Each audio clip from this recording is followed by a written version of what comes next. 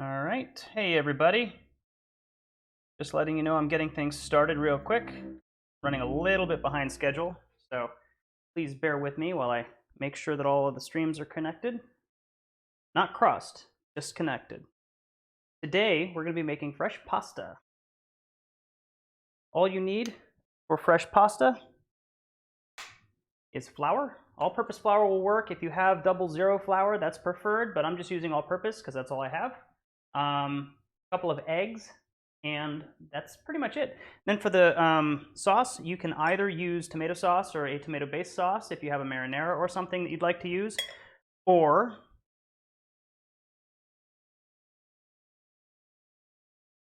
really anything. We're going to be doing Alfredo tonight. I'm not seeing my chat. Give me 1 second here.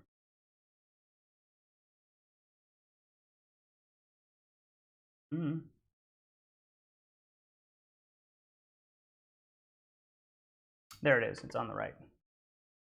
Actually going to change the opacity. Hey, Michael, what's up, man? Good to see you. Quickly change this, get reset.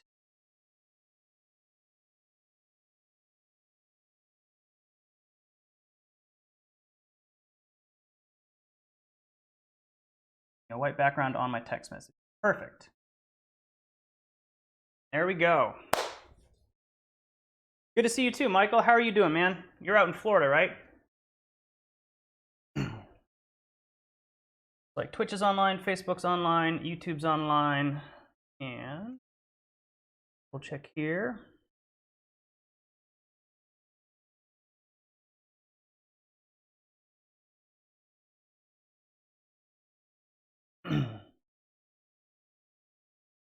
Kind of interesting because the Facebook event isn't what it connected to. But I guess I am live on Facebook, so I guess that works. YouTube is live, and Twitch says the video stream was canceled. Why that's...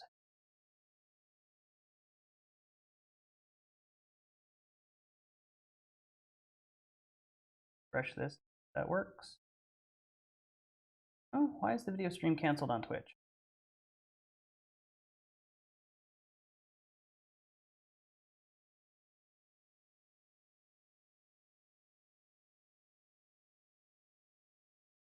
Two seconds while I work out a technical difficulty.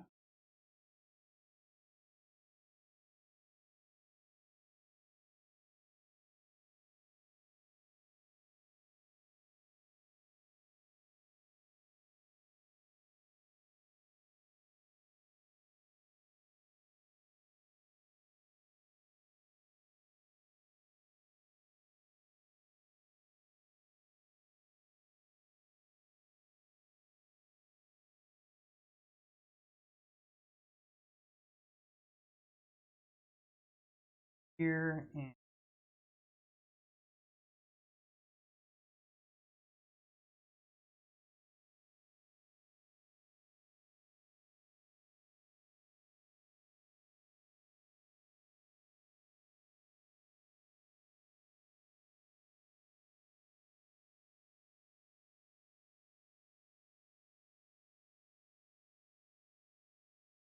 all right.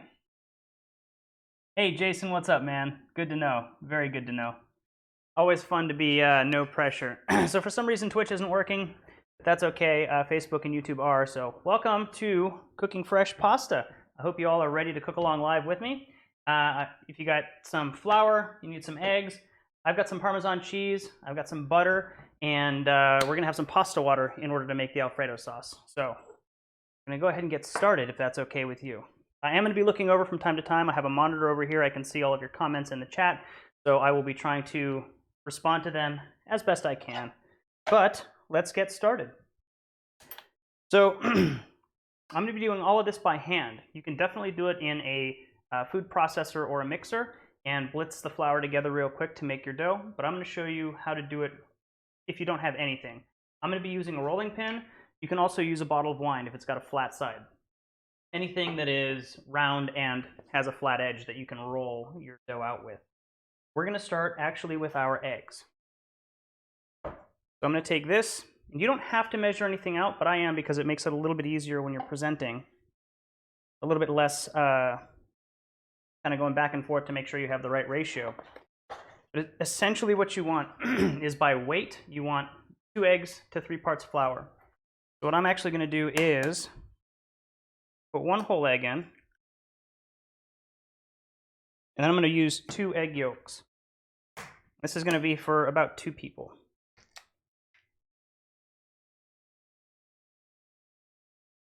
1 yolk, 2 yolks.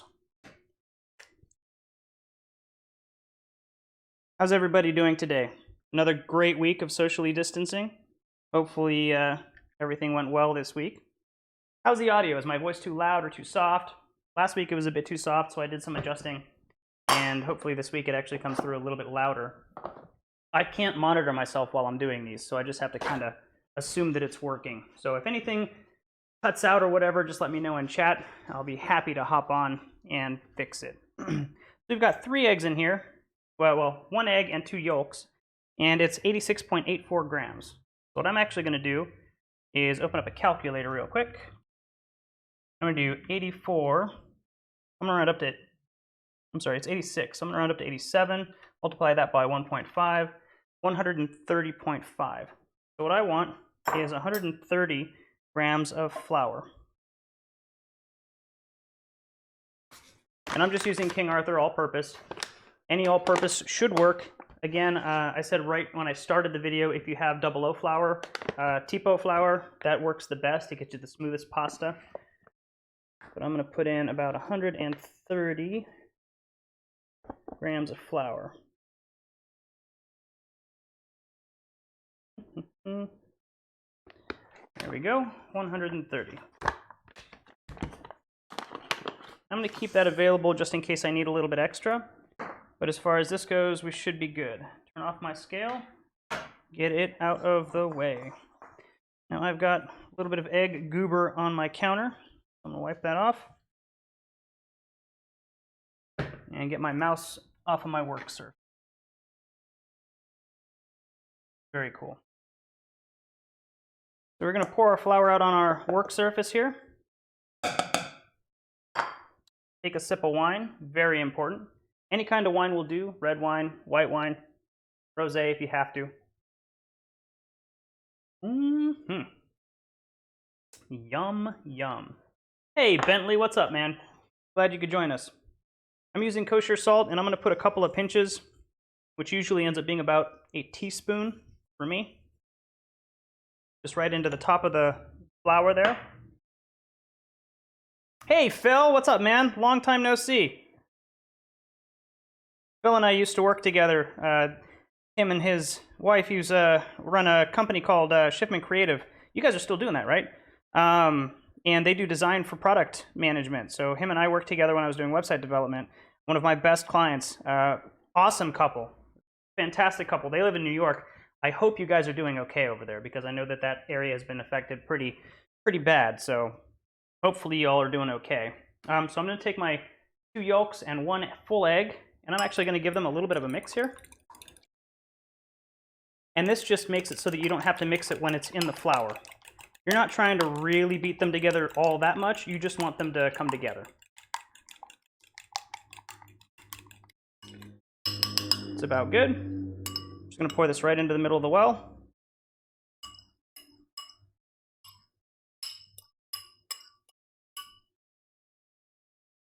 Very cool. Now all you're going to do is start swirling this around, and what's going to end up happening is some of the flour from the sides is going to kind of start mixing with the eggs. And this is great because it's going to start thickening the egg mixture. You can do the same thing with water if you want. Your pasta will just be really bland and kind of gross. So eggs give it a lot of flavor and kind of a little bit of body as well. So you can start going a little bit faster when you get a little bit more comfortable with it. And then as you're spinning it around, you just kind of want to brush the edges with the fork and pull in just a little bit more flour every time you go around. And then mix it. If you see any big clumps of flour forming in the egg mixture, that's fine. Just go ahead and break them up. We're going to go again, mix in just a little bit more flour.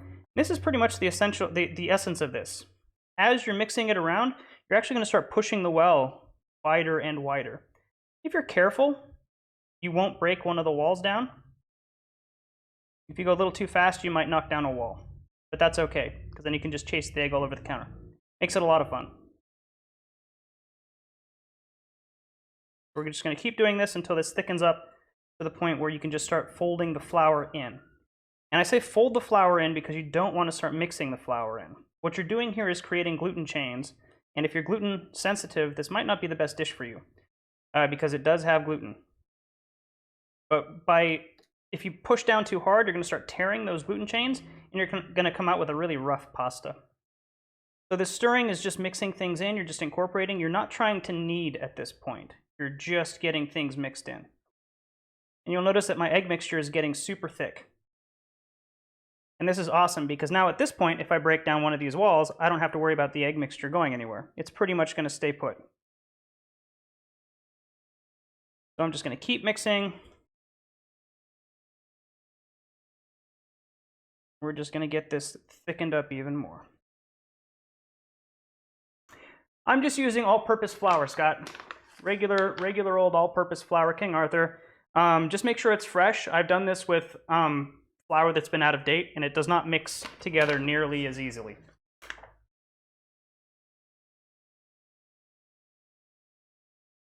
You can also use, they have a flour, it's either called pasta flour, or you'll find 00 flour, and that's on the front of the bag. You can also order it from Amazon. That's a very, very fine powdered flour, and it works a lot better for pasta, but I'm doing all-purpose to demonstrate that all-purpose works just fine. So if you can't find the 00 flour, don't worry about it. So see, at this point, it's kind of becoming a goo, and this is great.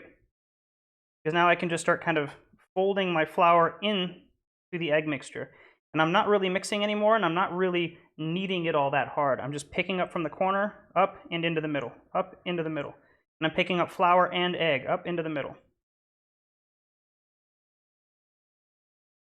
And we really haven't started the kneading process yet. This is just getting things mixed and incorporated. And it's going to stick to the fork, and that's fine. Don't worry about it. You don't want the fork to be clean. Fine if the fork is dirty.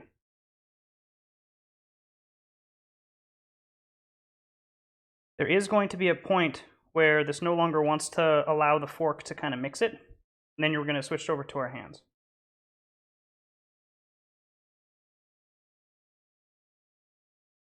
Nice, Campbell. Good to hear, Philip. I'm glad you guys are doing okay. I know that shelter in place is not fun. We've been doing that for, I guess, about 2 weeks now. And it's not all that great. So here you can see that my dough mixture is pretty shaggy. And it's getting to the point where I can actually almost kind of cut it with my fork. It's holding its form, it's holding its shape. So now is when we're going to actually start kneading it with our hands. I'm actually going to clean off the last of the egg from the fork. That. If you have a bench scraper, like this one right here, once it kind of gooped up into that slime, you can actually just start folding it like this. The bench scraper is actually really, really good at not sticking to the flour for some reason, or not sticking to the egg, and it's because you're scooping flour up onto it before you fold it onto itself. This is a really nice, gentle way to do it as well. You can actually use it to kind of knead if you want as well. Now, as far as you're kneading, you're not trying to smash the flour down into the work surface. You're really still just incorporating the flour into the dough. You just want to kind of be gentle. You basically want to turn it a quarter turn up and into the center. Quarter turn up into the center. Quarter turn up into the center. And that's the same motion that you're going to be using once you switch over to your hands, which I'm about to do. I'm going to set you there. Get my hand nice and floury. Get my other hand nice and floury. Actually going to move the dough for now. Get this kind of spread out. I'm going to find the stickiest part of my work surface, which is right here in the middle. Put my dough right there. A little bit of extra flour. Work off as much of the dough from my fingers as I can right onto this dough that's sitting in the middle. And now it's really just about being very gentle. It's almost like you're giving a little bit of a massage to your dough. Now you want to knead this for about 10 minutes, but you're doing it gently, so this is not going to tear your arm off. You can be very, very weak, like me, and you can still just kind of lightly massage the dough together. That's really all kneading is for here. So right now it's 5:47, so I'm going to be kneading this until about 5:57. And as you're going, what you're going to notice is right now it's super dry. See, you can see the flour on top of it. As you knead it, it's actually going to get really, really wet because all of the moisture from the center is going to work its way out to the outside. The dough is hydrating the flour. And what's going to end up happening is it's going to start sticking to your hand and it's going to start sticking to the work surface. And you can see that it's already doing that. Where the flour on the outside has kind of disappeared, and now it's becoming really, really tacky again. You're just going to work in a little bit more dough on both sides. And then just keep gently kneading. This is all part of the 10-minute process. And again, you're not trying to smash it. It's not like you're making bread. You're not trying to like work the dough. You're really just kind of giving it a nice light massage. Treat your pasta well, and your pasta will treat you well. You'll notice that I'm not really even folding it over on itself. I'm just picking it up so that now I have a bulky part, and then I'm kind of squishing the bulky part out, picking it up so that now I have a bulky part, squishing the bulky part out. All you're really doing, again, is just developing gluten. You're developing the chains between the flour molecules so that they stick together and become stretchy.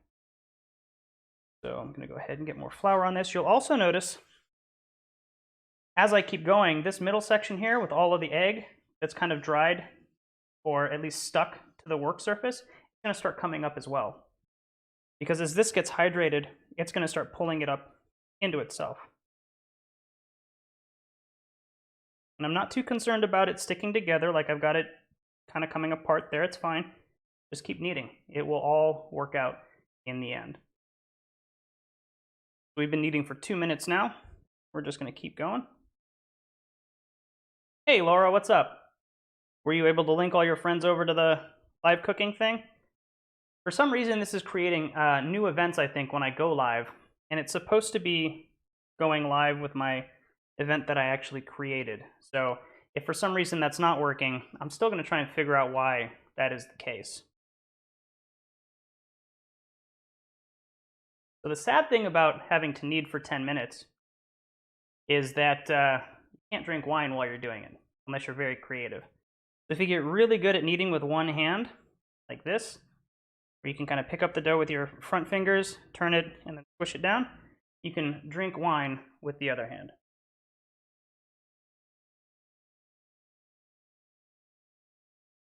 That's how you stay hydrated yourself while you're trying to hydrate the dough.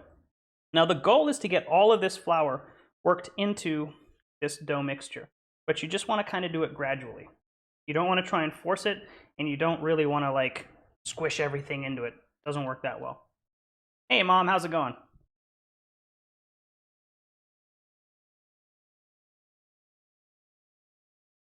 So we're just going to be working the dough for another 7 minutes. And it's just really, again, light massage. We're not pushing it down. We're not squashing it. We're not, slamming this thing into the ground, slamming it into the work surface. We're just kind of slowly kneading it. If you get a little bit tired while doing this, you can always use both hands and just go back and forth. Just like this. All you're doing is kneading out the dough. But I usually just stick with one hand. Hey, Jonathan, thanks, man. Hey, Pock, does it still say Half-Life 3 on Facebook? Yeah, that makes sense. Steve, we're doing fresh pasta, man. Christine. Oh, yes, definitely. If you have a husband or wife, if you have them knead, you can definitely drink as much as you'd like. You can also tag team this. You can definitely like switch off. Thanks, Philip. I really like teaching. It's part of why I love being in real estate. I do a lot of teaching at our market center. I teach new agents how to use our technology, strangely enough. And it's a great, great avenue for me to be able to impart knowledge on people. I just figured this would be a lot of fun given all of the coronavirus stuff and shelter at home things. This is kind of like cooking in my kitchen with a bunch of people, except y'all are just a camera and a chat room, but at least you guys get to see all of this. Hey, Jessica. Good to see you.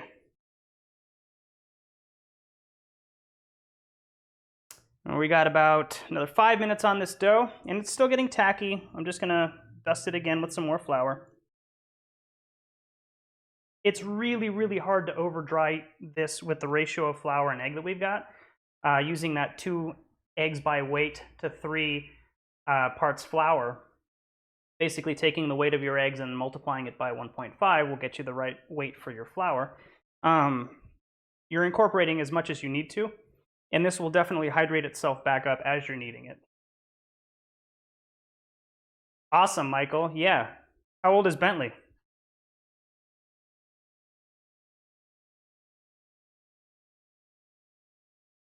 I have not. I love to fly. I don't see why you would want to jump out of a perfectly good airplane.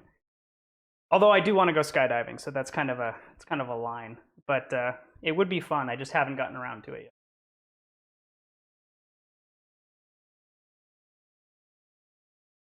Another 4 minutes on the kneading, and this is just when you have a good conversation with your people, right? If you have people coming over for fresh pasta, this is the same dough that we're going to use. We're going to make Fettuccine Alfredo today, but you can make tortellini or ravioli or anything, same exact dough. You just roll it out a little thinner. So if you have people coming over and you got some filling going, maybe your significant other is making a nice spinach cheese filling or something of that sort, great time to have conversation. You're just relaxing, chilling, getting your dough ready.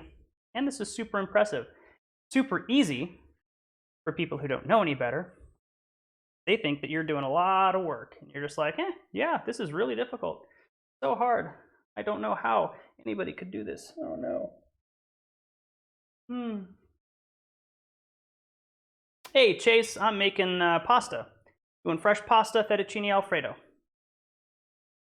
Awesome, Michael. If you guys ever come out to Bay Area, I'm happy to take you and him flying. That is an artichoke. Yes, that's going to be part of my dinner. I'll show you guys how to clean that as well once we're done making the pasta here. And really, the pasta is done at this point. Like, I could take this and let it rest. I'm just kneading it out to get more gluten in.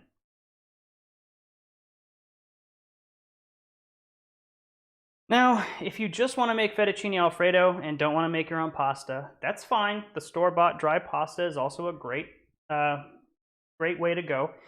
The fettuccine Alfredo that we're making, it's a traditional sauce, so no cream. It's just butter, Parmesan cheese, and a little bit of the pasta water. So super simple.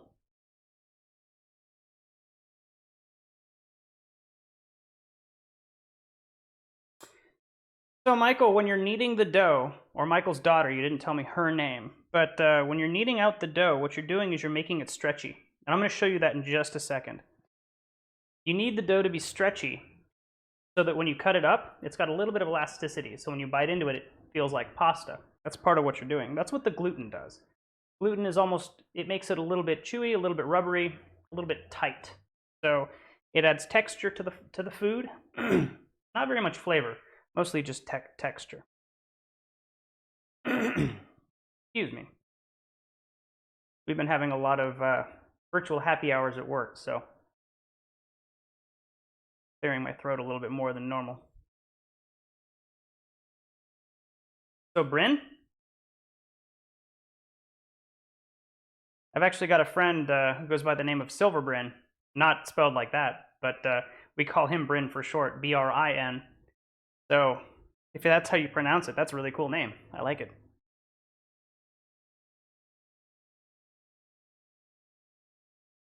Awesome. Love it, man. So, we got about another 30 seconds, I would say, for kneading. And I'll show you the next step in this. If you're cooking along live with me, this is awesome. We're going to actually take this pasta and let it rest for a little while, so you can just grab a drink. And I'm going to keep going because I have a prepared version of pasta ready to go that I did a little bit before the video that I've had resting. You don't have to let it rest very long, just 30 minutes. If you can let it rest a little longer, that's also a good thing, but it doesn't really change that much. It just makes it easier to roll it out. All right, 5:57. So what I'm going to do is actually move all of the extra flour over here. Bench scraper to scrape off my work surface. Keep it clean. Gonna knead this out just until the outside is not powdery anymore. And then I'll show you what I mean by developing the elasticity of the dough. Awesome, Mom, that makes sense. Are you guys doing the dry pasta then?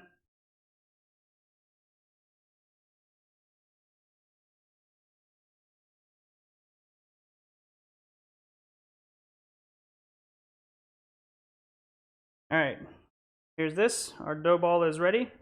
I'm just gonna kind of flatten it out. And as I'm flattening it out, I'm also kind of turning it into a little bit of a shell, a little bit of a hump here.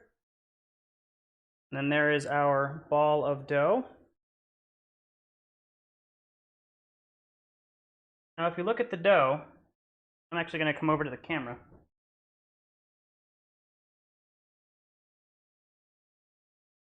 If you look at the dough and you push in on the dough, let me see if I can focus on the dough. There we go. And you push in on the dough, it's going to spring back. Zoop. See how it's coming back? If the dough doesn't come back, if it just stays dimpled, you need to keep kneading. But if I let the dough rest on a work surface, it will actually come all the way back and be a round ball again. So what I'm going to do is kind of make this as best I can into a sphere. I'm going to go grab some cling film real quick.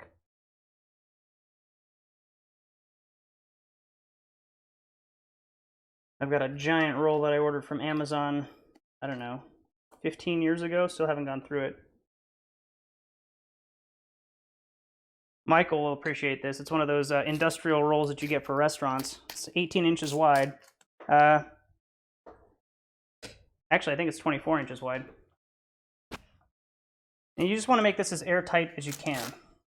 If we tried to roll this out right now, the problem is you've developed all of that gluten and it hasn't had a chance to kind of relax. So that's when you get the dough when you roll it out and then it rolls out and then it shrinks immediately because it hasn't had a chance to rest. So what we're doing here is we're letting it rest. Covering it with cling film, putting the film around it as best we can, trying to squeeze as much air out of it as possible. One method that I like, just kind of using my fingers to go around the outside and squish it in. Squish it down into a point, and then wrap the point. That.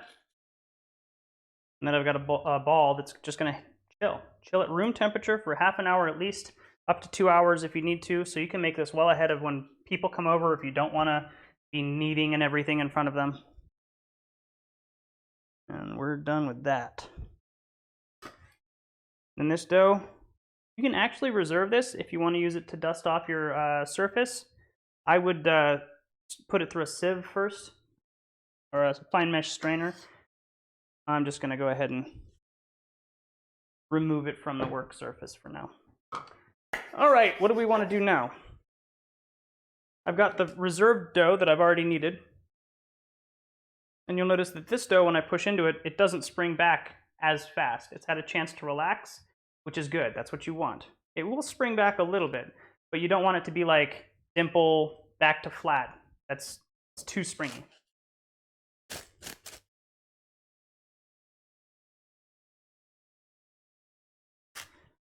And this is actually kind of sticking to the cling film, which is fine. Be as gentle as you can to get it off. And we're actually going to pull out a little bit of this flour. Dust it.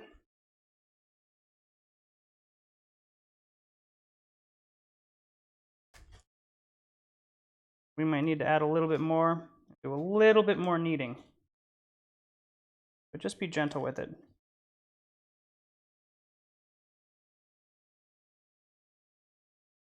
And you're going to be very, very surprised. When you knead that dough, it's going to seem very, very dry when you're done. And then after you let it kind of rest, it's going to get super wet again. And that's because the moisture that's left in the dough is going to just permeate more of it. I'm just going to coat the dough with more flour, flatten it out. Hey, Eason. Yeah, I think it still says Half-Life, doesn't it? I did change the name, but apparently it didn't take, so I'll have to fix that. I don't know how I'm going to fix that because Facebook doesn't give me any kind of a area for me to look at it. In any case, I'm going to take this and actually divide it in half. Best I can, doesn't have to be perfect. Right down the middle there. Cool. And now what I want is one more piece of cling film, which I didn't think about before throwing away the other piece. This one doesn't need to be super big or super tight. It's just to kind of keep this piece from drying out. If you leave pasta out on the countertop, you're going to notice that it develops a little bit of a skin. And what I mean by skin is the outside is going to get super dry, and the inside is going to be still wet. If that happens, it becomes very, very difficult to actually roll out your pasta. So what we're going to do here is just cover it with cling film, just to kind of keep the air off of it, but we're not going to be letting it rest for very long.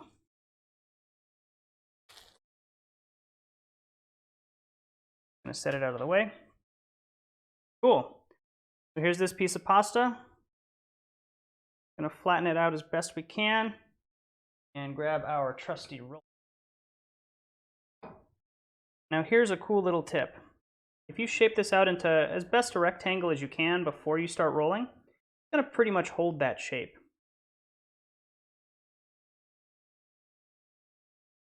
There we go, something like that. Now we're going to take our rolling pin, and we're actually going to do what is called crimping. We're going to put it right on the edge over here and just push down. We're going to come over this edge and push down. And that kind of, I don't want to say seals, but it makes it so that the outer edges aren't going to flatten out into like an oval, or they're going to be a lot less likely to. Now, with light pressure, you're just going to kind of go in and start rolling. You'll notice that this is rolling out pretty easy. And this is super thick pasta still at this point. I'm get it to about there. This is getting a little dry, so what I'm actually going to do is put just a touch of flour to my prep bowl there. Take another drink of wine to stay hydrated. Hey Chris, Half-Life is a VR game that I've been playing. Actually a lot of fun. And I was streaming it on Monday afternoon, I think.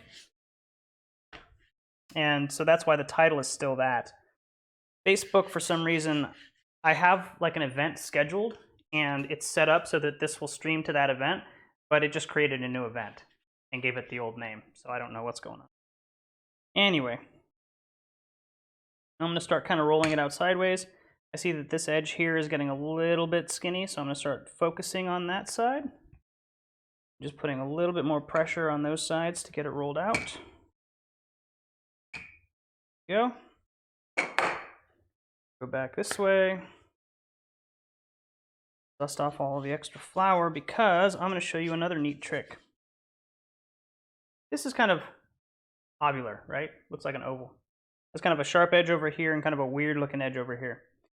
I'm actually going to fold this edge down, about like that.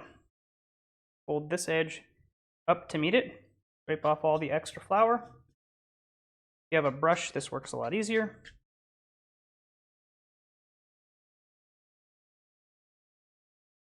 Then I'm going to fold it in half on top of itself like that.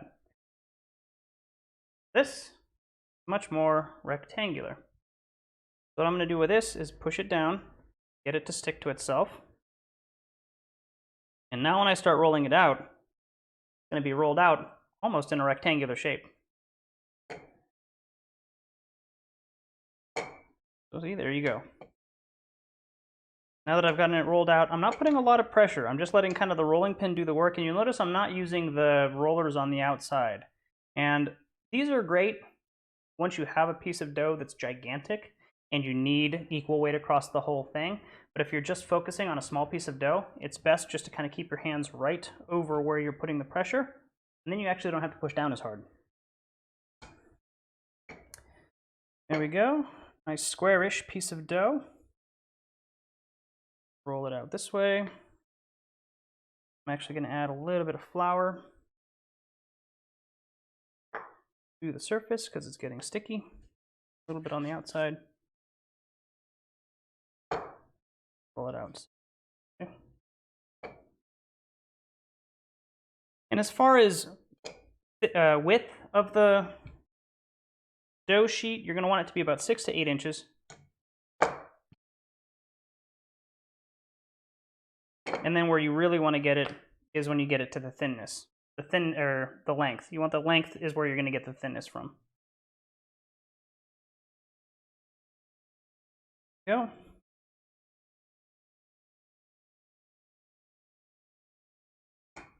Now, if you do have a pasta roller, this goes a lot quicker. I'm just showing you the totally low-tech, old school way of doing it. Really not that much work. It does look like it, but it's not difficult. I'm not sweating. I'm able to drink my wine. I'm having a good time.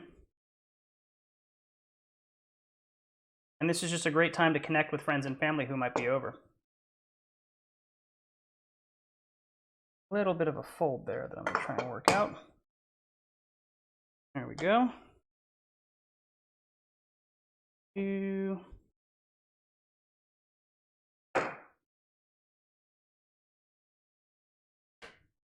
This over. Dusted with flour. So the flour keeps things from sticking. And it's great, unless you want to fold this on itself again. If you start folding it back on itself and it's got a bunch of flour on it, it's not going to adhere. So if you do need to fold it on itself again for whatever reason, you're trying to get it more square or rectangular or whatever, just make sure you dust off all of the extra flour, all the excess flour, before you do that so that it sticks. So I'm getting this pretty long and pretty thin, which is good. It's actually longer than my rolling pin now, so now I can actually use my side handles because now I need the, I don't need, but I would like pressure across the whole rolling pin. Now I'm just trying to get it out to that 8-ish inches.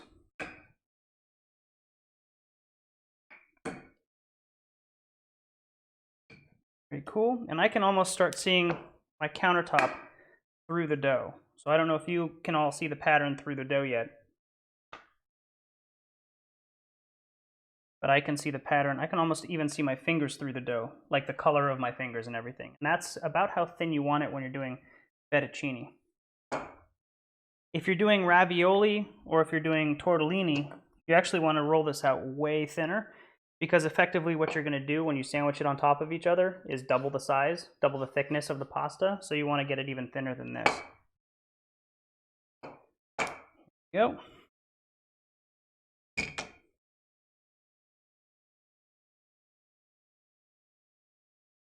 I made this about 20 minutes before I started the live stream. So given that plus the 10 minutes of kneading we did, this has been resting for about 30 minutes. You'll notice that it's pretty easy to roll out, although it is still shrinking slightly. So if you let it rest a little bit longer, like an hour, you won't get any of that shrinkage, for lack of a better term. Move my keyboard there because I need the extra space. And we're just going to keep on rolling this out.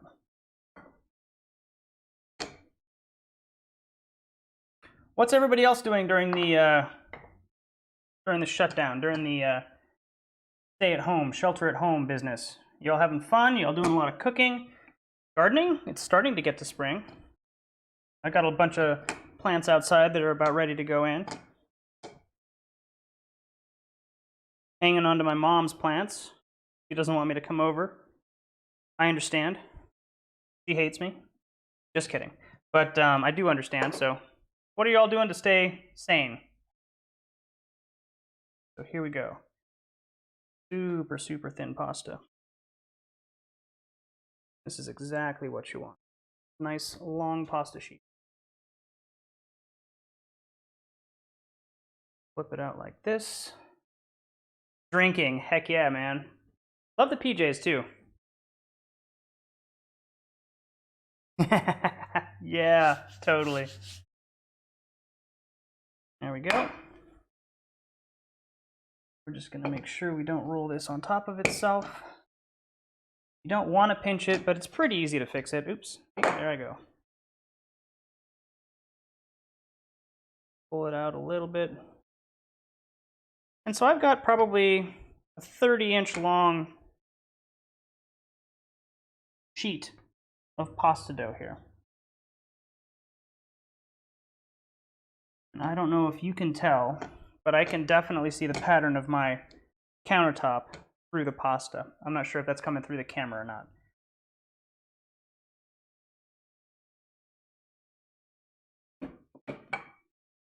And I'm not putting too much pressure on. I'm just kind of letting the rolling pin do its own thing. A little bit of light pressure, keeping my hands right over the pasta, because I don't need to use these because I don't want pressure across the whole thing. If I do pressure on the outsides here, that's when you're actually going to be a little bit wobbly if pressure's off on one side over the other. If you keep all of the pressure right over the middle, it's much easier to control what's going on here. So what do you think? Should we make super long pasta or should we do shorter pasta? Am I rich? I am definitely not rich. Not yet. Soon, someday.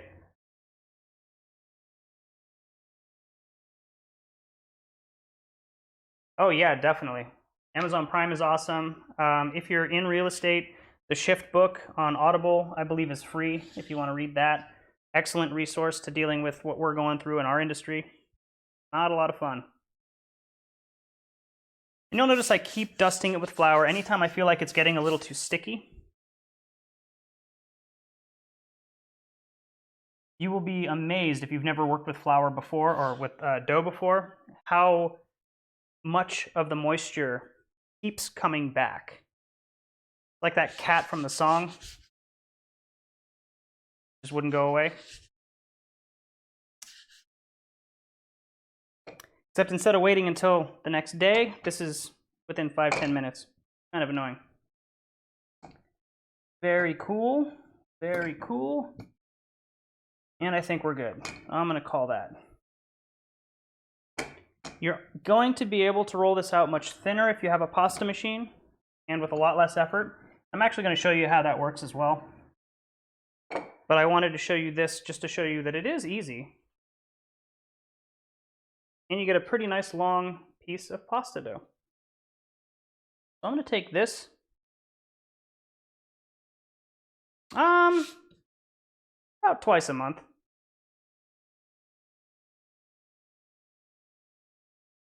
I'm actually going to go grab a knife. Trusty chef's knife. We're just going to cut this in half as best we can. Whoop.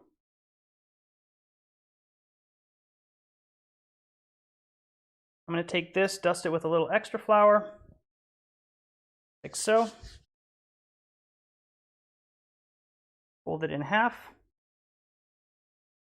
Actually, I'm not going to fold it in half. What I'm going to do is I'm going to roll it like this, up to the halfway point, so kind of eyeball where that was, maybe about there.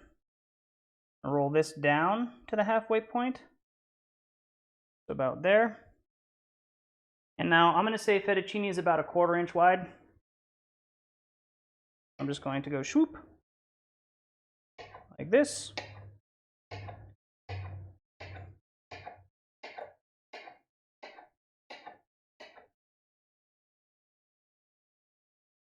Now the cool thing with this is you can actually take your knife, slide it right under the pasta like this, and it unfurls it for you like that. And we've got 1/2 serving of fettuccine.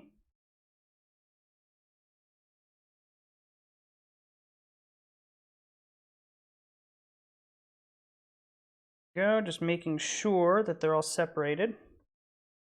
Because the last thing you want is for this all to stick together.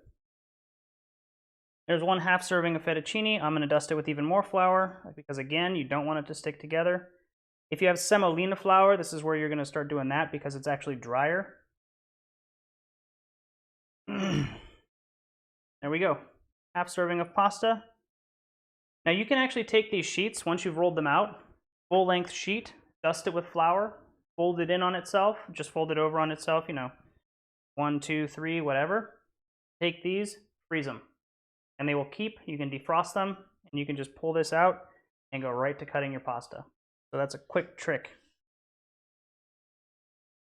Definitely a nice sharp knife. My knives are always sharp. You can do the same thing with this. Roll it over like this, about halfway, and we're just going to cut. Shoop. About 1/4-inch pieces. They don't need to be perfect. And you can totally adjust the thickness of the pasta that you want to make. You can make it thicker, you can make it thinner, whatever you want. Same thing, I've got some edges here. They add character to the dish, I like to say. Now what I'm doing is I'm actually sliding my knife so that the back of the knife is staying right where the crease is, right where the seam is here. And then I'm shifting it forward so that it just falls right down the middle. Lift. There you go. So that is 1 serving of pasta. If you're doing it as a side dish, that's 2 servings because you have 2 smaller portions.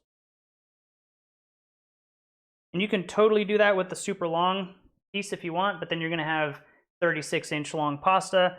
Not ideal. Very, very hard to get on a fork. So I like to do about 12 to 18 inches max. Good bit of flour on the pasta. There we go. If you want to dry this and save it for later, you can just pull out a cookie sheet, lay it out straight, or if you have a long wooden dowel or a coat hanger, you can just hang it over that, put it somewhere where a cat's not going to get it, and let it dry. I'm just going to kind of pile it up and let it sit there. So there's 1 serving, and that's for me. At this point, you can take a little taste if you want, just to make sure it's seasoned properly.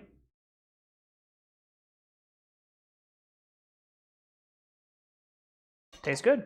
A little bit salty. You'll know if you don't have enough salt because the pasta just tastes bland. It tastes like flour. But if you got enough salt in there, again, about a teaspoon per 3 eggs, 3-ish eggs, you should be good. So now what I'm going to do, real quickly, is show you how ye old pasta maker handles this. This is a pasta maker I got, I don't know, 7-ish years ago. Love it. It's an Atlas 150. I think you can get them for about 50 bucks. Probably find them for cheap. And what we're going to do is we're going to put this to the whitest setting. So on mine it's 0.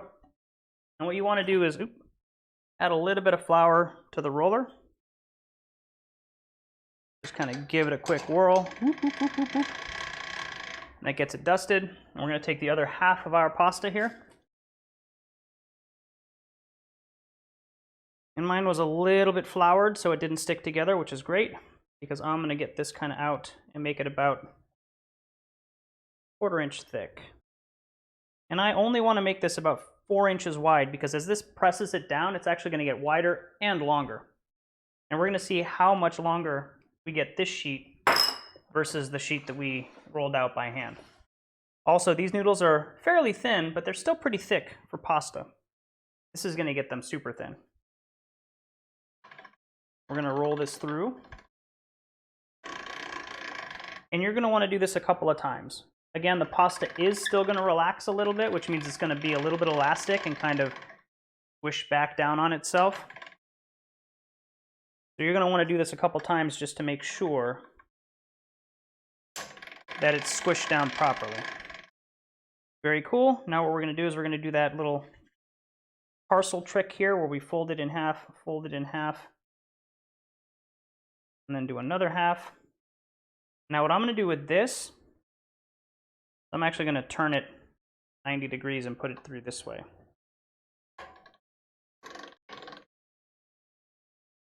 There we go. Nice, more rectangular sheet of pasta.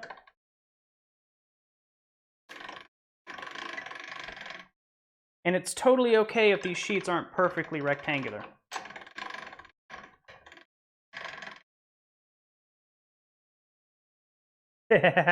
Michael, you can definitely make 98 portions of this if you'd like.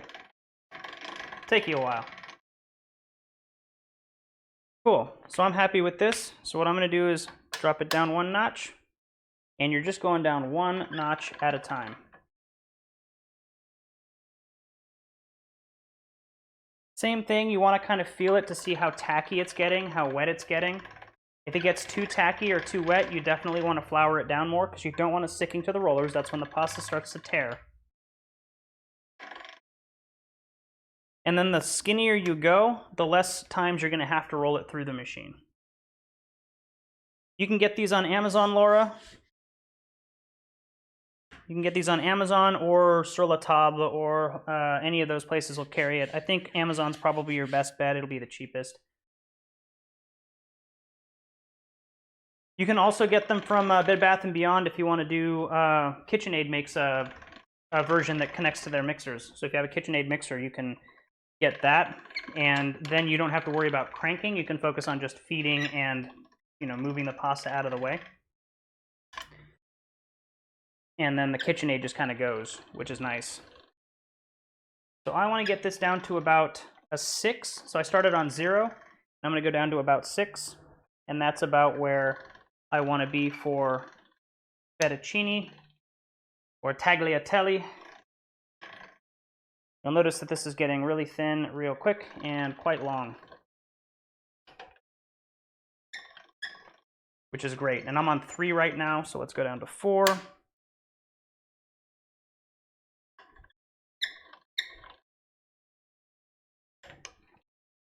Shoop, shoop, shoop. And you'll notice that already I think we're longer than what the pasta was that we rolled out by hand.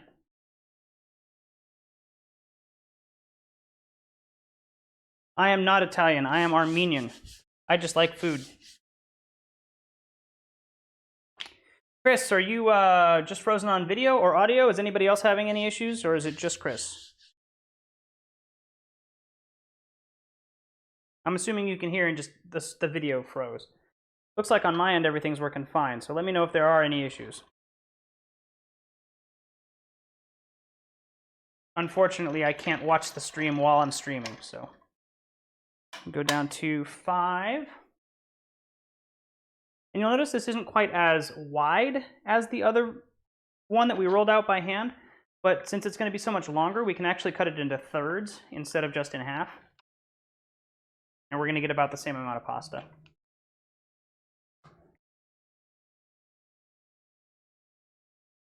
You'll notice this pasta is getting very, very long.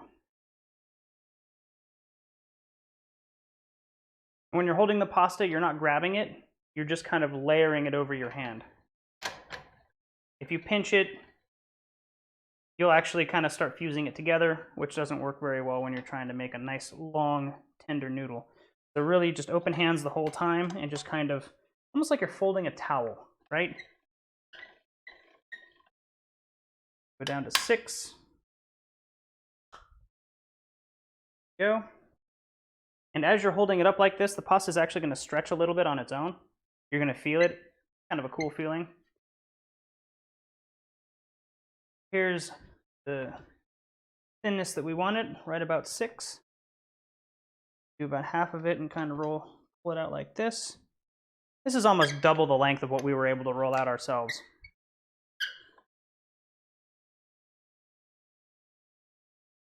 Now, a real cool trick that you can do if you want to do a stuffed pasta noodle, you can roll it down another couple of notches, cut it in half. Let me actually explain it a little bit better. So if we're able to cut this in half, right? Let's say that we rolled this down 2 more thinnesses, and we cut it in half, and then we lay a couple of basil leaves on top, or truffles, or something, and then we take the second piece that we've cut and layer it over, and then put it through the roller a couple more times. You've got layered pasta. It's a really cool trick. So if you want to do something super fancy, or at least it looks super fancy, super easy to do. Do this one more time. half of it over here. Just go. Shoop, shoop, shoop.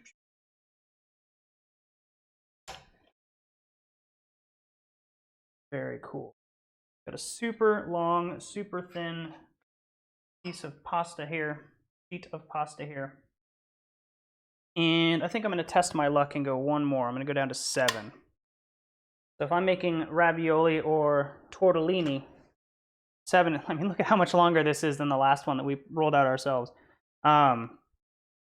Very, very cool. These machines are pretty epic. Go. Might be just a touch too thin for what we wanted. But YOLO!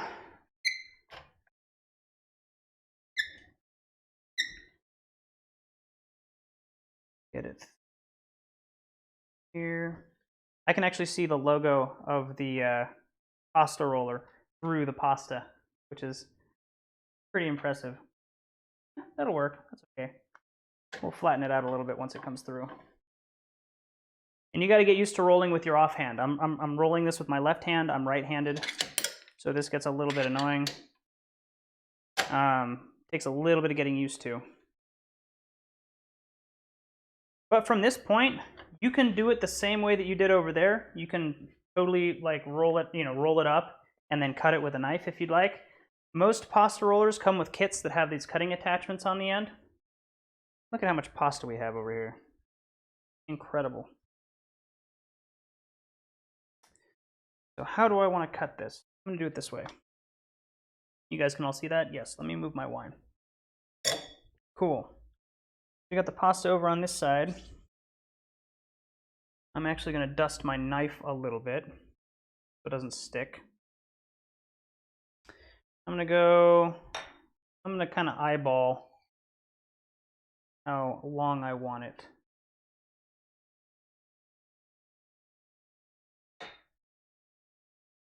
And it seems a bit short, so I think what I'm going to do is out a little bit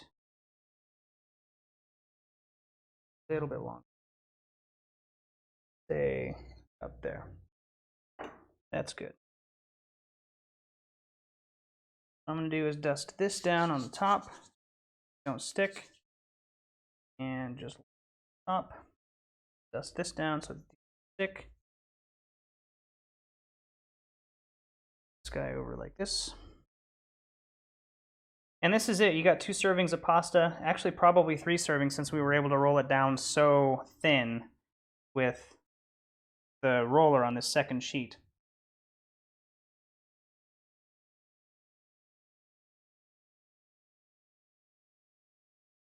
We'll just go about here. Swoop.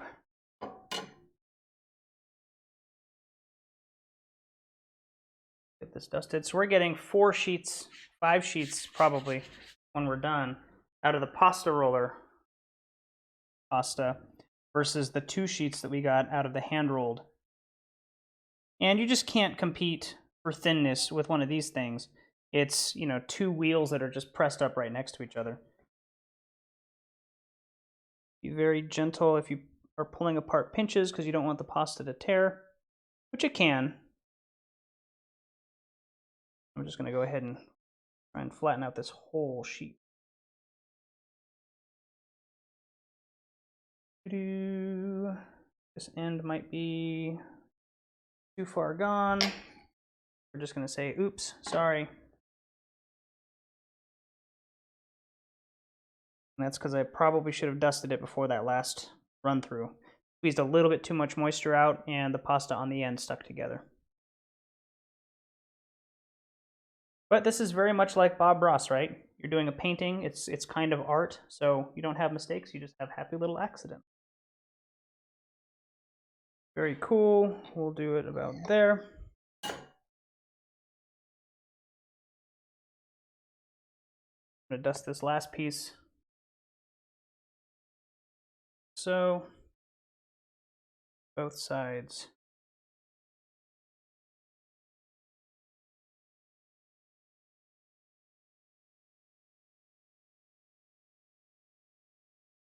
Very cool. Now, even when you're using a machine to cut your pasta, or when you're using a knife, I should have kind of let this rest and sit for a bit, but since we're doing this live, I didn't want to waste a bunch of time, so I went ahead and cut it immediately. I am going to let this sheet pasta rest and dry just a little bit while I prepare my artichoke.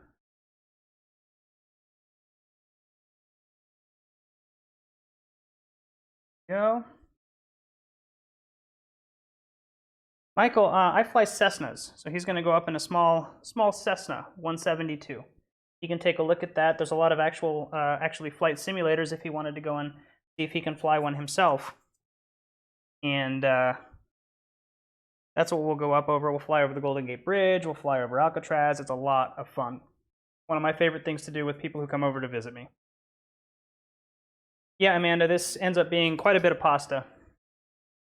And that's just 1 egg, 2 egg yolks, and I think it was 131, 130 something grams of flour, so not very many ingredients. I'm going to let these kind of dry out over here for just a second. It's best while you're letting them dry out if you don't stack them on top of each other because they tend to hold moisture. Let me see if I can work this out that way. That works. Cool. Now we're done with the pasta machine. Pro tip, don't store your knife on top of the pasta machine lest you forget that it's there when you go to move the pasta machine. Not that I've ever done that. Get that out of the way.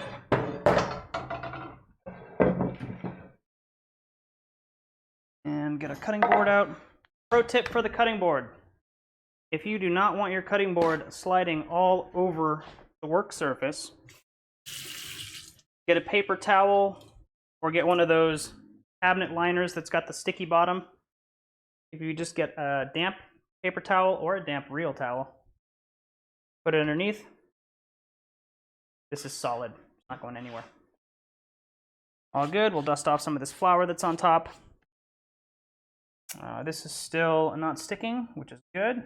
You want to flip it and kind of like turn it a couple times just to make sure that you don't have any clumps forming.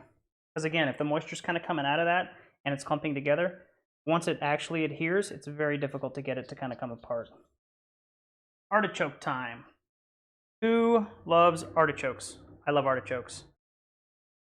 Best way to clean an artichoke, put it into a big bowl and let it kind of sit. Any insects that might be in there, if you have fresh grown artichokes, will pop out. And then what you want to do is leave about 1 inch on the bottom here. Cut that off. You can actually use this for stock, if that's what you're doing, veggie stock or whatever. And then I just pinch off these small leaves. Kind of pop them off like that. Now, what I don't have right now, but I do have outside, but I'm not going to take the time to go get, is a little bit of lemon. Actually. Nope, no lemon. Okay. But I do have some outside on my tree. But if you put a little bit of, if you have a half a lemon or something like an old lemon and you just kind of rub it on here, it keeps it from browning. Now what we're going to do is we're going to go up about 1 or 2 rows of leaves. I'm going to go up about 1.5. We're just going to cut right through that. Like so.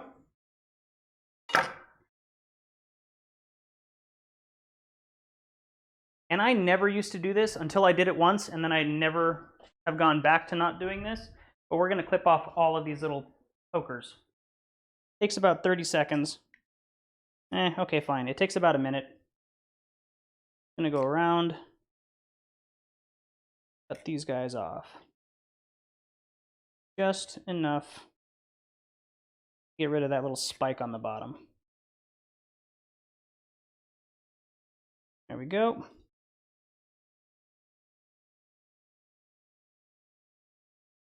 I used to hate the idea of doing this, and I don't even really know why, because I also hated when I got poked, but I think it was just I had never done it, so I didn't want to do it. Not that, you know, that's a normal thing with me or anything, but go ahead and get those off, and you're good. Artichoke is ready. So what I'm going to do with the artichoke is I'm going to steam it, and I think that steaming it is actually the best way to cook an artichoke. If you cook it in water, or if you cook it in like a broth or whatever, it pulls out all the flavor of the artichoke. If you steam it or pressure cook it, if you are into those kind of things, it keeps the flavor of the artichoke actually in the artichoke. It's just heat coming out of the water.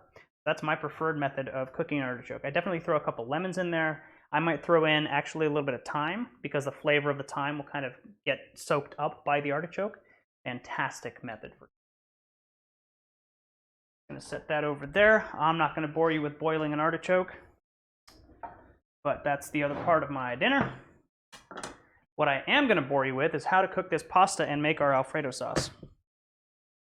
So first things first, set this here.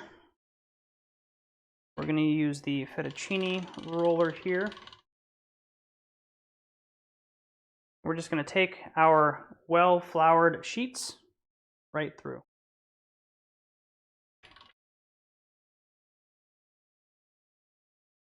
There you go. Nice little bowl of fettuccine. And this is the pasta I'm actually going to be cooking with right now, just because it's so much thinner. Dust that with some more flour, roll that around. Do we have the same fridge? That's awesome. Hey, Bull, yeah, this is not Half-Life. Sorry, dude. But if you want to learn how to cook pasta, this is an excellent thing to watch. Bull is one of my video game friends. Very much into virtual reality like me. Very cool. So that would be probably another one portion. We'll cut this little skinny one here.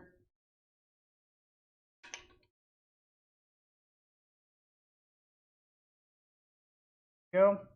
And again, just being very gentle with when we pull this all out. You don't want it to stick together. You don't want it to clump. You do want to go through and make sure that they have actually come apart when they go through the roller. If it's not dry enough, it'll actually stick together a little bit, like this one. Not really much you can do to avoid that other than to just make sure you let them dry out a little bit more the next time. Roll it. Perfect. Flour this guy and see if we can cheat. I don't know that it'll work, but...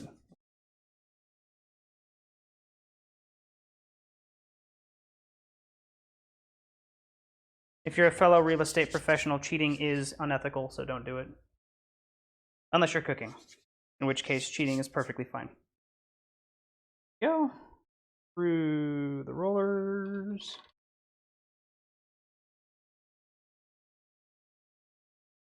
Yeah, that worked pretty good.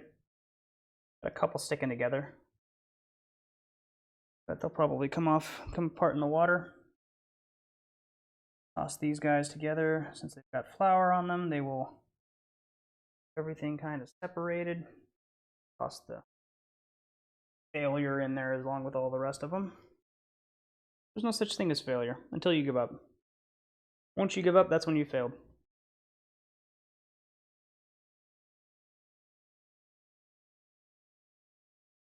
Very cool. And there goes my handle. Good morning, everybody. Cool, cool, cool. All come apart. Great, great, great. This looks fantastic. So I'm going to make myself an extra large portion of fettuccine here. And again, the Alfredo sauce that we're making has no cream in it. This is a more traditional sauce. I think they used to call it Fettuccine al burro, which basically just means butter sauce. And then you can add Parmesan cheese, and it melts in and makes it a creamy sauce. But you're not specifically adding milk to it or any kind of cream to it. Pull out our trusty induction cooktop here. And we'll get some water boiling. Now, a lot of people say you cannot cook pasta in anything other than super, super, super salted water. The problem is we're going to be using this water to make our sauce. So you don't want to oversalt this, and this is why we salted the noodles. If you oversalt the water, your sauce is going to be super salty considering you're adding Parmesan, and if you don't have unsalted butter, your butter is going to have salt in it as well. I recommend using unsalted if you can, if at all possible. Just make sure that you keep that in mind when you're putting your sauce together, so that you're not making it ridiculously salty. Because then all you're going to be able to taste is the salt, and it's not going to be very pleasant. I've got a reverse osmosis filter over here, so I'm getting a little bit of water into my pot, slowly filling it up. That should be enough. And you don't want a super huge amount of water, because you want a lot of the starch from the flour and the pasta in the water to thicken the sauce. Get that cooking. Don't need this anymore. While I'm over here, I'll go ahead and get my serving bowl.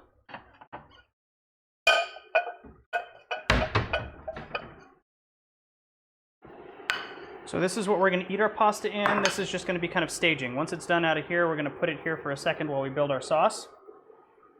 I'm just going to keep playing with the pasta noodles just to make sure they're not sticking together.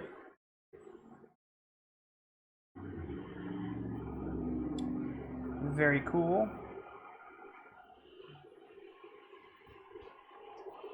I am definitely multi-streaming this. I know that Twitch isn't working for some reason, and I don't know why.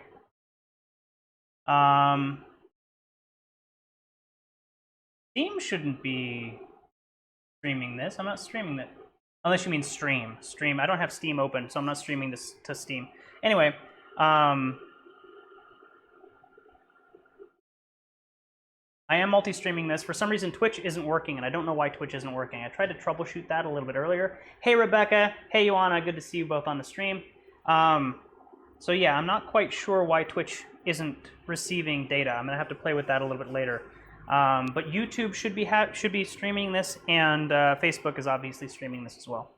So, and then the integral part to any kind of waiting is a good glass of wine.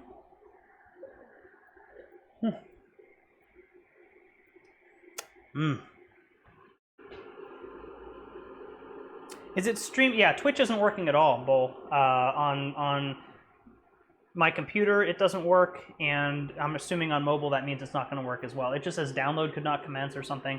I'm going to have to troubleshoot that later. It should be streaming. You should have video and audio on YouTube and Facebook, though. So if you wouldn't mind checking that for me, I would love you. I don't know if you have Facebook, or if we're friends on Facebook. I think we are. Maybe not. So again, here's the pasta that I made where I rolled it out myself. Much thicker, much bigger noodles. So here's a comparison of one of these noodles versus one of the ones that I rolled out with the pasta machine. A lot thinner, a lot more delicate, and not quite as wide, actually about half as wide. So that's kind of the difference that you're getting. By weight, these should be about the same amount of pasta. So it should be 2 servings of pasta. This one's just going to have a much more delicate mouthfeel and a much more delicate presentation. Both of these are going to swell up once you cook them in the water. They absorb a lot of water, they're fresh, there's egg in there, there's flour, so they're actually going to kind of swell up a little bit like dumplings. And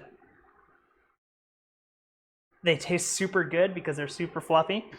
But it's a lot different than dried pasta, where when you cook the dried pasta, it gets a little bit more plump, but it doesn't actually like grow in size. These actually grow. So this is going to be about, I don't know, maybe another 25% bigger than what it is. And I'm assuming that it's going to be same for these noodles down over here. Noodles, these pasta, pieces of pasta. Don't say noodles. Italians will kill you. Let's see, what do I want? My salt. My salt is under my flour. Very cool. I need butter for our sauce. I use Kerrygold. No plug or no promotion, but I do like their butter. Tastes the best in my opinion. And I'm using unsalted butter because I'm going to have a lot of salt in the water, and there's already some salt in the noodles. I'm going to put a little bit of salt in the water. Maybe about a teaspoon. But I really don't want this to be oversalted. The Parmesan cheese has tons of salt. The pasta has a little bit of salt in it as well. And you can always add salt later to the sauce if it's not salty enough. You're not going to need to put too much salt in that water. am I keep walking over here for? I don't even know. I think I just don't have anything to do while I'm waiting for the water to boil.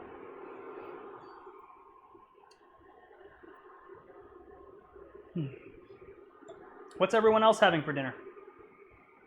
I hope some of you are at least making some of this pasta with me.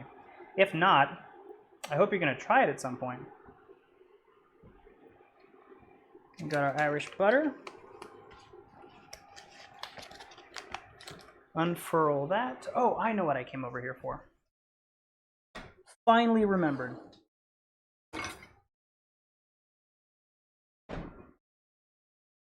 I want this to pull some water out once this is done cooking. And I need a butter knife for the butter. Starting to get some steam. It's not quite boiling yet, so we're waiting on that. You do want a rolling boil. I'm going to go ahead and cut out about good sized pat of butter. I'm not sure that we're going to use all of it. We probably are going to use all of it. But I want to get it kind of ready.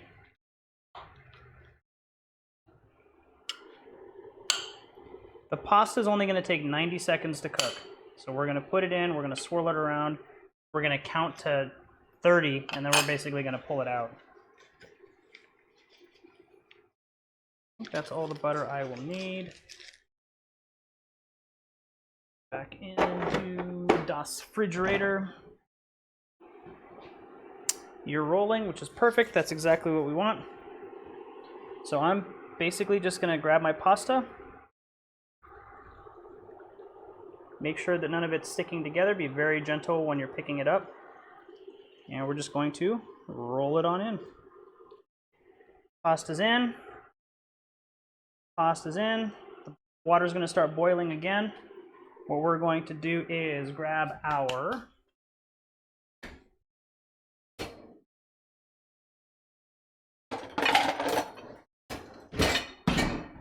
noodle thingamajig, also known as a strainer, and just kind of give them a swirl.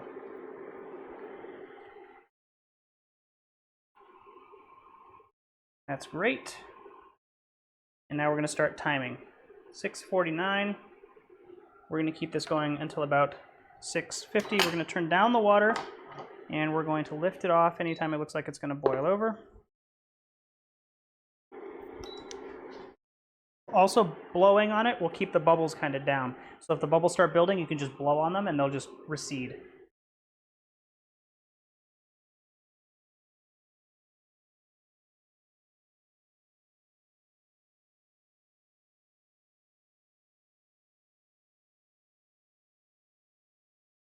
$6.50, so once it hits 6:51, I'm pulling the pasta out, pulling the water out, and then we're going to start building our sauce.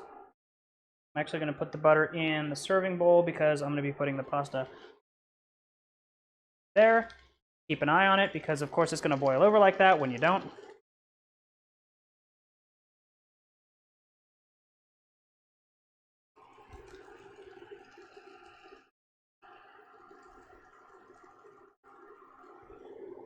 Gotta love it when you're doing it live, right?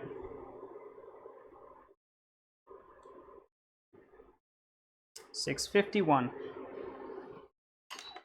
Turn the heat to low so it stops the boiling. We're going to pull all of our pasta out onto the dish. See how this like almost doubled in size? So this is actually probably 2 servings. All right, cool. Set that there. We're going to pull out some of this yummy, yummy starchy water. See how nice and cloudy that is? That's exactly what you want. I'm actually going to pour a little bit more in there. Pause this. This is going into a reserved container over here. And what we're going to do is just toss our butter in. Yes, all of it. And we're going to pour in a little bit of water and turn this down to low. You want the butter to melt into the pasta water. And you're going to add enough pasta water. This is basically the level of sauce that you're making. So I've got 1/4 inch of pasta water in there. which is great because I'm going to have a 1/4 inch of sauce when I'm done.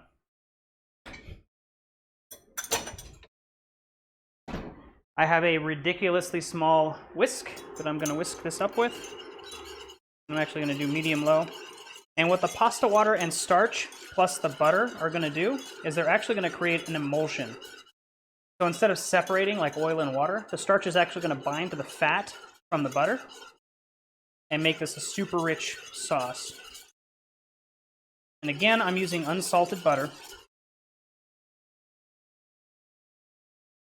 And you'll see that this is a nice, oh, maybe you can't see. I'll get it over there. It's a very homogeneous butter sauce right now.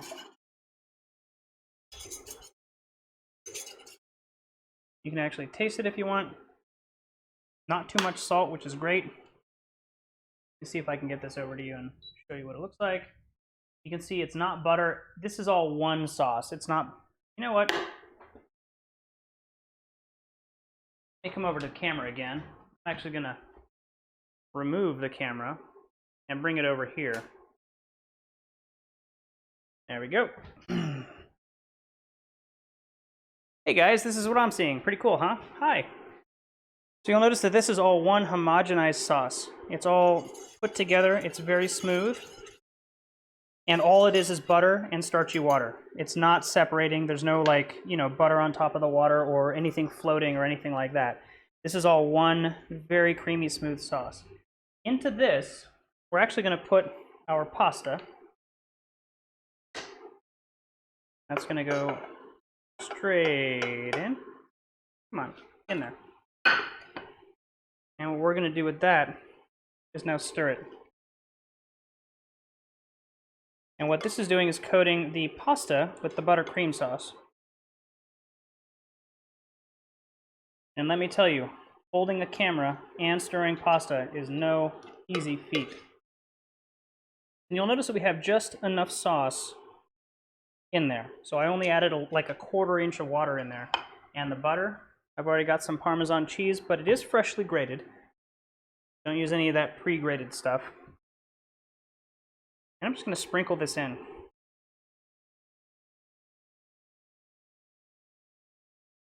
I'll start with that. We're just going to get this going. The Parmesan's going to melt, and the fat from the butter is going to adhere to it, and you're going to get a super creamy, cheesy sauce. And this is pasta. This is the Alfredo. This is straight up Alfredo. No cream necessary. You know what? Let me be smarter than the camera. Check this out. I can move my tripod over here, like so.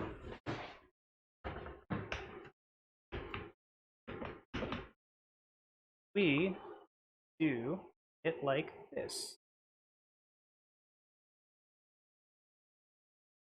As soon as I get this screwed into place, go. How's that? That's a great angle. Now we got pasta, we've got the cheese sauce kind of going. Not quite as thick as I'd like. You can see it kind of pooling up down there on the bottom. We're going to keep that going. We're going to add a little bit more Parmesan cheese.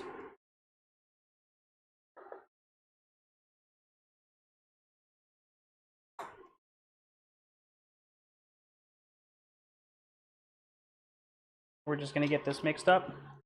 The Parmesan is melting into that butter sauce, and you're getting a very, very luscious, creamy Alfredo sauce. And we've just got this cooking on low. Well, medium low. So there is our Fettuccine Alfredo.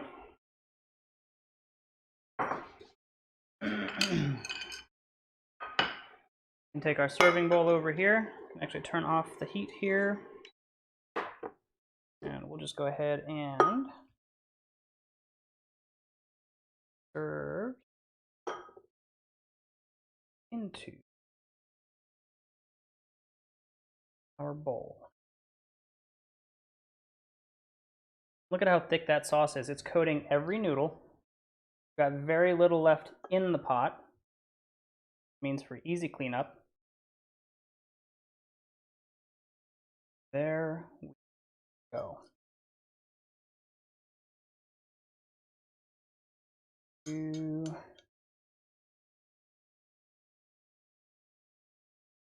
Perfect.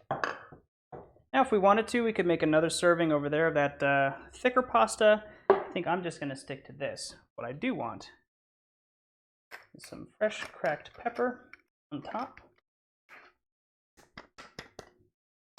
And why don't we sprinkle it with a little bit more cheese, everybody? Very perfect. If you want, you can garnish this with parsley or anything else. And that's fettuccine Alfredo. Now what I'm going to go do is make myself a yummy artichoke while I nom on the pasta. So I've got basically pasta for antipasti and artichoke for dinner, if that makes sense. I hope you all enjoyed our time together. Hopefully some of you go and actually try this, because let me tell you, the pasta that this makes is fantastic. Let's check this out. A little bit of a mix. None of it is sticking together. It's all still individual noodles. And dive in, do our little roly. Bunch of this on the fork.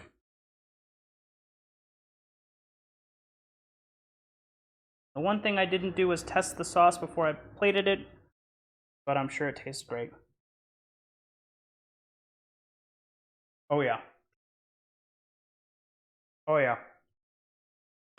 That's 1,000 times better than any sauce you'll get from a jar. Oh wow, that is delicious. It could use a little bit more salt, so you know what I'm gonna do? More cheese.